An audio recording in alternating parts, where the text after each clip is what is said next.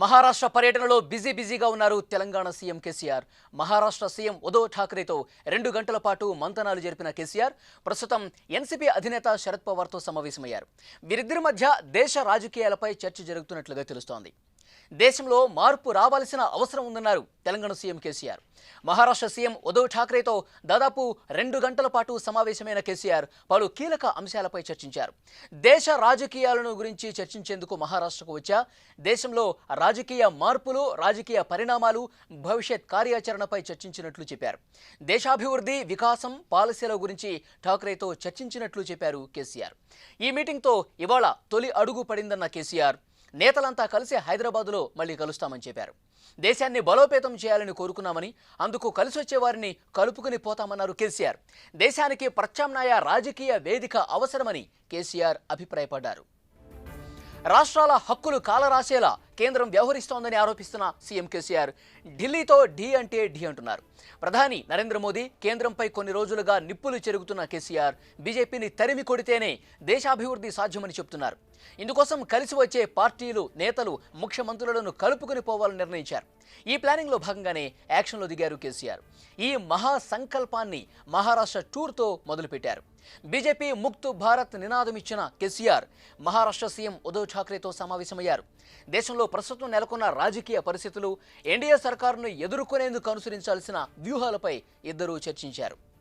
కేంద్రంలో బీజేపీ వ్యతిరేక కూటమి లక్ష్యంగా మహారాష్ట్ర సీఎం ఉద్ధవ్ ఠాక్రేతో చర్చలు జరిపారు సీఎం కేసీఆర్.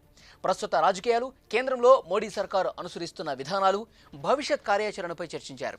స్టాలిన్ సహా ఇతర ముఖ్యమంత్రులతో జరిపిన చర్చల సారాంశాన్ని ఠాక్రేకు వివరించారు సీఎం కేసీఆర్. మరోవైపు సీఎం కేసీఆర్ టీం మహారాష్ట్ర పర్యటనలో ఆసక్తికర పరిణామం కనిపించింది. బీజేపీకి ప్రత్యామ్నాయంగా జాతీయ స్థాయిలో కూటమి ఏర్పాటుకు ప్రయత్నిస్తున్న సీఎం కేసీఆర్ టీంకు ముంబైకి వెళ్లిన సమయంలో నటుడు ప్రకాష్ రాజ్ అనూహ్యంగా స్వాగతం పలికారు. ఎయిర్పోర్ట్లో తనకు ఆప్యాయంగా స్వాగతం పలికిన ప్రకాష్ రాజ్కు కేసీఆర్ తన వెంట వచ్చిన ఎంపీలు, నేతలు, కూతురు కవితను పరిచయం చేశారు. అంతేకాకుండా ఉద్ధవ్ ఠాక్రేతో జరిగిన సమావేశంలో కూడా ప్రకాష్ రాజ్ పాల్గొనడం చర్చనీయాంశమైంది. కేంద్రం తీరుకు వ్యతిరేకంగా ప్రకాష్ రాజ్ చాలా సందర్భాల్లో విమర్శలు చేశారు. పాలనా విధానాలను సోషల్ మీడియాలో ఎండగట్టారు. అలాంటి ప్రకాష్ రాజ్ సీఎం కేసీఆర్ ప్రయత్నిస్తున్న పీపుల్స్ ఫ్రంట్ చర్చల్లో కనిపించడం హాట్ టాపిక్గా మారింది.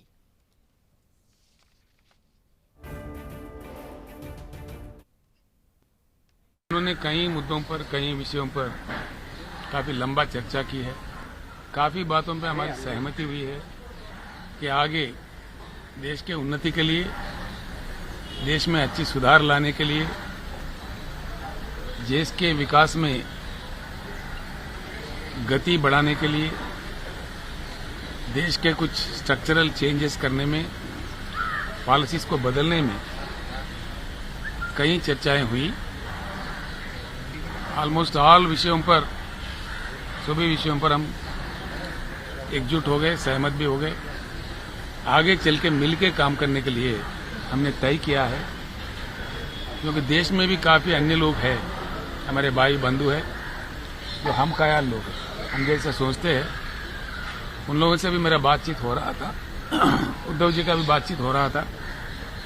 कुछ ही दिनों में हैदराबाद या किसी अन्य स्थान पर हम सभी लोग मिलेंगे, बैठेंगे, बातचीत करेंगे, एक रास्ता तय करेंगे क्या करना चाहिए. आज जिस प्रकार का देश चल रहा है, इसमें बदलाव आना चाहिए, क्योंकि 75 साल के आजादी के बाद जो संभावित रूप से जो चीज होना था वो नहीं हुआ. हम लोग एक बात पे तो सहमत हो गए कि देश में एक बड़ी परिवर्तन की जरूरत है. देश को परिवर्तित होना चाहिए. देश के युवा को, नौजवान को देश का जो इको है, देश का जो माहौल है, उसको खराब नहीं करना चाहिए. इसी तरीके से इसको ले जाना चाहिए, अच्छी तरीके से. सभी लोग अच्छे प्यार से मिलजुल कर काम करें, एक मजबूत हिंदुस्तान को बनाए, ये हम दोनों चाहते हैं.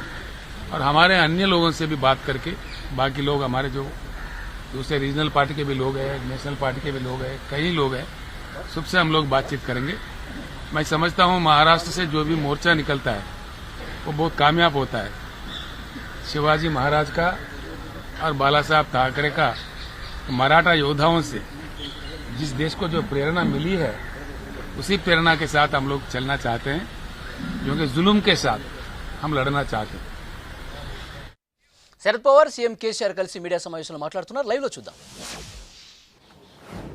आदरणीय शरद पवार जी के निवास स्थान पर हार्दिक स्वागत करते हुए आदरणीय पवार साहब और राव साहब की पिछले 1-1.5 घंटे से बातचीत यहां पर हो रही थी और इसके पूर्व राव साहब माननीय मुख्यमंत्री महोदय उद्धव ठाकरे जी को भी मिलकर आए हैं। स्वाभाविक है कि दोनों नेताओं की जब मुलाकात यहां हुई है तो औपचारिकताओं को छोड़कर राजनीतिक चर्चा भी, जो देश की परिस्थिति या बाकी भी जो मसले हैं उनको लेकर दोनों नेताओं में चर्चा हुई है और मुख्य तौर से आगे जाते हुए सभी एक विचारधारा रखने वाले जो नेता हैं, पक्ष है, उन्होंने एक दूसरे के साथ मिलजुल कर और नजदीकी के साथ विचारों का आदान प्रदान करते हुए काम करना चाहिए और एकजुटता के साथ आज की परिस्थिति का मुकाबला करना चाहिए। ये मुख्य तौर पर बात हुई है जिसमें आदरणीय पवार साहब और केसी आर राव साहब की भी इसमें सहमति बनी हुई है। मैं फिर से राव साहब का यहां मुंबई में पवार साहब के निवास स्थान पर स्वागत करते हुए उनसे भी विनती करूंगा कि वे अपने विचार रखें। उसके पश्चात आदरणीय पवार साहब भी अपनी बात को आपके सामने रखेंगे। पहले तो मैं माननीय पवार जी का बहुत बहुत धन्यवाद देता हूं। उन्होंने तेलंगाना राज्य बनने के समय में 69 में जो एजिटेशन हुआ था तब से लेके तेलंगाना राज्य बनने का मुद्दा सफल होने तक जिस प्रकार का समर्थन दिया, सपोर्ट किया, हम पूरी जिंदगी में नहीं भूल सकते। तेलंगाना जनता के ओर से, मेरे ओर से मैं उनको बहुत बहुत इस बात का धन्यवाद देता हूं, इसलिए कि पहली बार मैं उनके घर पे आया हूं तो ये मेरा फर्ज बनता है।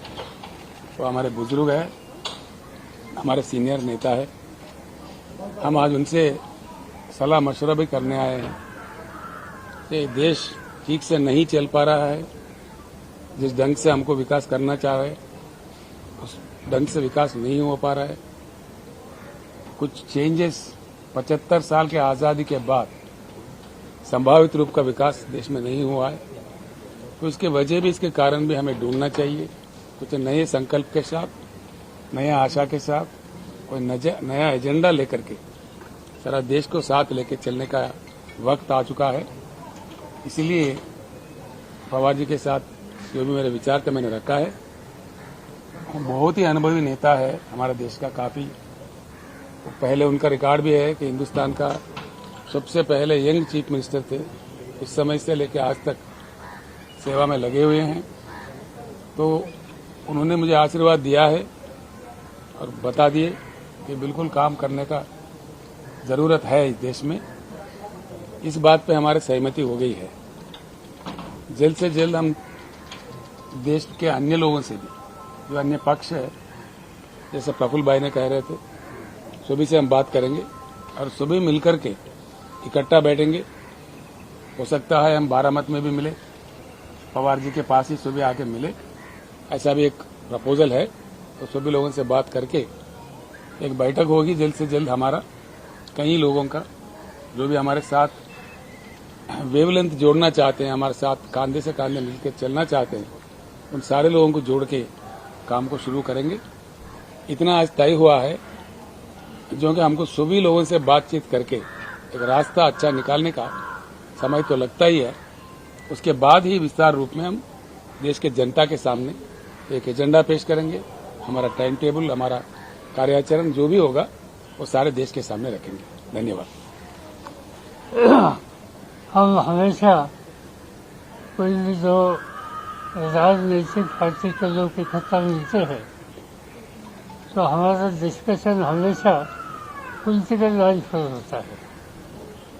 मगर आज की मीटिंग अलग मीटिंग थी। आज की मीटिंग इस तरह से अलग थी कि आज देश के सामने जो समस्या है, चाहे अनएम्प्लॉयमेंट हो, चाहे गरीबी हो, चाहे भूखमरी हो, चाहे किसानों की आत्महत्या हो, पूरे देश लेवल पर ये जो स्थिति है, इससे रास्ता निकलने के लिए हम लोगों ने मिलकर क्या करना चाहिए, आज ये हमारी जिम्मेदारी सबसे ज़्यादा इम्पोर्टेंट है। ये बात पर यहाँ डिस्कशन हुआ। पॉलिटिकल डिस्कशन ज़्यादा नहीं किया इसीलिए कि ये डेवलपमेंट के इश्यूज आज बड़े महत्व के हैं और खास तौर पर तेलंगाना में पूरे देश में कहीं भी नहीं इस तरह से कुछ कदम किसानों की भलाई के लिए जो उठाए हैं, एक रास्ता तेलंगाना ने देशवासियों को दिखाया है। और इसलिए जो वहाँ के नेता और उनके सब साथी यहाँ आए थे, इन सभी से हमारी बात यही हो गई, डेवलपमेंट डेवलपमेंट डेवलपमेंट। आज जो इश्यूज है, खासतौर से मैंने कहा बेरोजगारी और गरीबी, इससे कैसे छुटकारा लेना, इस पर ही डिटेल डिस्कशन हुआ। और ऐसे डेवलपमेंट इश्यूज के लिए एक बैठकर पूरे देश में एक अलग माहौल बना सकते हैं, तो वो माहौल बनाने के लिए कोशिश करनी चाहिए। और इसके लिए फिर बैठेंगे, कहाँ बैठना है, कब बैठना है, ये तय करेंगे। जो उनका सलाह आएगा, जो उनकी सूचना आएगी, इस पर हम सब लोग उसी जगह पर मौजूद रहेंगे। Thank you. Thank you. Thank you.